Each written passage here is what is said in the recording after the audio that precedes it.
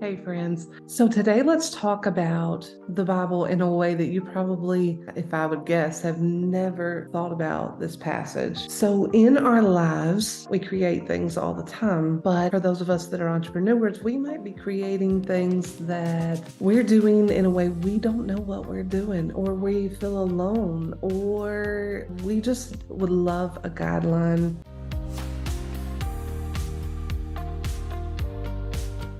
I want to take you to the very beginning of the Bible. And up until this point, I'd never saw this passage in this way. I'd never in a million years thought of the beginning story as a beginning story of entrepreneurship or business mindedness. But I want to give you this example in the way that God laid this out for me so that as you are either building your business or if you didn't build your business in this manner, then there's going to be some gaps. And maybe we need to go back and we need to look and we need to see where the gaps are, what they look like, and how we can fill them. In the beginning, God created the heavens and the earth. So essentially, this is the ultimate example of creating something. Now the earth was formless and empty, darkness was over the surface of the deep, and the Spirit of God was hovering over the waters. So I'm thinking, how do I start something new? How do I start a new business? How does this even look?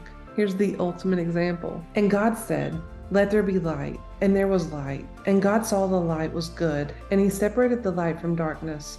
God called the light day, and the darkness he called night. And there was evening, and there was morning, the first day. So in our business, we have to look and we have to see what is good, right? We have to separate. We have to say, this is something I want. This is something I don't. We have to separate the good from the maybe not so good or even the bad. And God said, "Let there be a vault between the waters to separate the water from the water." So God made the vault and separated the water under the vault from the water above it, and it was so. God called the vault sky, and there was evening, and there was morning, the second day. You know, I think in our business, we want to bring in everyone else. We want to have opinions. We want to pull in mentors. We want to have friends or our spouses, and we want everyone's opinion. But even in this ultimate example of creation, God is doing this with himself.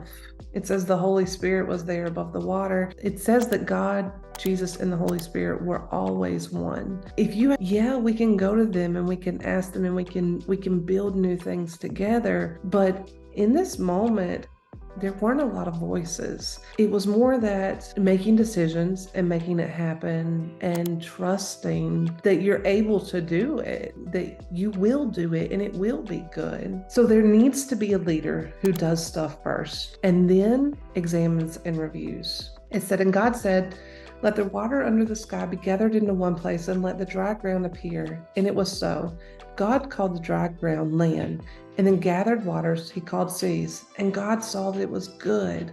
So he did it, and then he stopped and he reviewed. How often in our business do we do things and then do more things and do more things and review, or even never review? So in this ultimate example of creating something, God does it. He's the leader. He takes charge and he does it, and he trusts in his own self to be able to do it. And when he does it and he separates the good things from the bad things, what do I want? What things do I not want? Then he looks and he says, this is working. This is good. This is how I want it to work.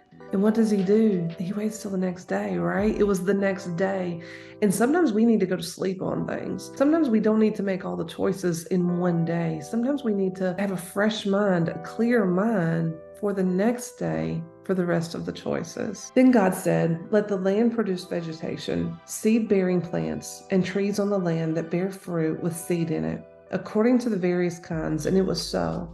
The land produced vegetation, plants bearing seeds according to their kinds, and trees bearing fruit with its seeds according to their kinds. And God saw that it was good, and there was evening, and there was morning, the third day. I love how God does it step by step. And I don't see him rushing it, right? It takes what it takes. We want our business to be up and to be running, to be doing wonderfully well. And God is showing us, even in this ultimate example of creation, of creating something, that it's step by step. and it takes time. I think he's also teaching us to be systematic in how we do things. And that's my question for you. If you have a business already, or if you're considering starting a business, or you are starting a business, how are you being systematic? How are you using set systems that work to forward yourself? God said, "Let there be light in the vault of the sky to separate the day from the night. Let them serve as signs to mark sacred times of days and years. And let them be lights in the vault of the sky to give light on the earth." And so it was. God made two great lights, the greater light to govern the day and the lesser to govern the night. He also made the stars. God set them in the vault of the sky to give light on earth, to govern the day and the night, and to separate light from darkness. And God saw that it was good. And there was evening, and there was morning, the fourth day. How do we relate that? That is signs and patterns and value that God placed for us to be able to use and to see, right? He gave us the sun, a sign for day. Get up and go and do. He gave us a sign for night. Close it down.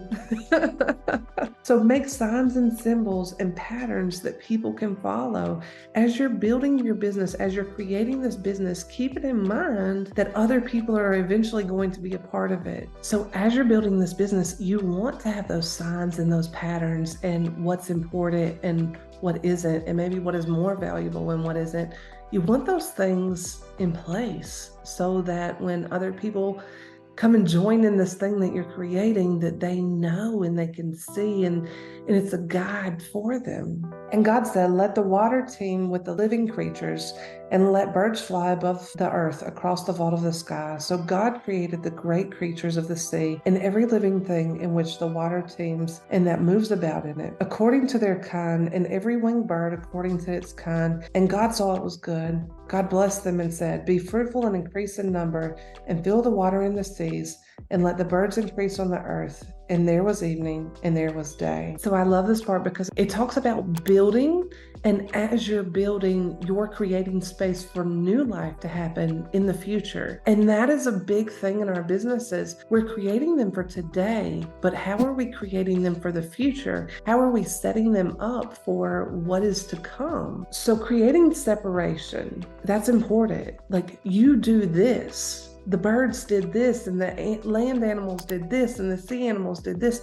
Creating separation in our businesses for this is important, and I need to have well-rounded finances, and I need to have well-rounded management. I need to have well-rounded sales. Having separation, but also in a system that flows. I love this. I love the new revelation I was given with this. And then at the end, he always stops to review. He does, and he reviews. Man, I think that's a big one that keeps popping up is, how often are you going back and reviewing and saying this is good or this isn't good? God said, "Let the land produce living creatures according to their kind, the livestock, the creatures that move along the ground, and the wild animals, each according to its own kind." And it was so. God made wild animals according to their kind, the livestock according to their kind, and the creatures that move along the ground according to their kind. And God saw that it was good. This part, he's reviewing the details. He's making the details in the business. He's going down and he's looking at the little pieces in his business. He's reviewing the details of this creation that he's making, and it serves for a beautiful example for us of how are we looking at the details of what we are creating? Are we glancing over them? Are we putting intention into them? And not only is he looking at the details, he's telling them how to act and behave. So there's a standard. Wow. What kind of standards are we setting for the details in our business? You know, it takes confidence to be able to go and make something out of nothing. It takes confidence to be able to create. God is showing an ultimate example of confidence in this story that, you know what, you might be the first one to create this. You might be the first one with this kind of business. You might be the first. You might have to be really brave in this moment. And that's okay, but we already have an example of how to be brave. We already have an example of how to be confident. It says, "Then God said, let us make mankind in our image, in our likeness, so that they may rule over the fish in the sea and the birds in the sky, over the livestock and the wild animals, and over the creatures that move along the ground." He's still reviewing. He's still asking, is it good? And the thing about God is that he never moves forward until it's good. And I think in business, sometimes we can want it to be good. We can hear others saying it's good. We can desire it to be good so bad that we tell ourselves it's good and we move forward. And that's where we have to go back and we have to look at it and say, you know what, maybe this wasn't good. And maybe I need to go back to here. I need to go back to the fourth, the fifth day and see what needs adjusting. In this part where it said that God made man in his image, you're saying that he brought somebody else in to help.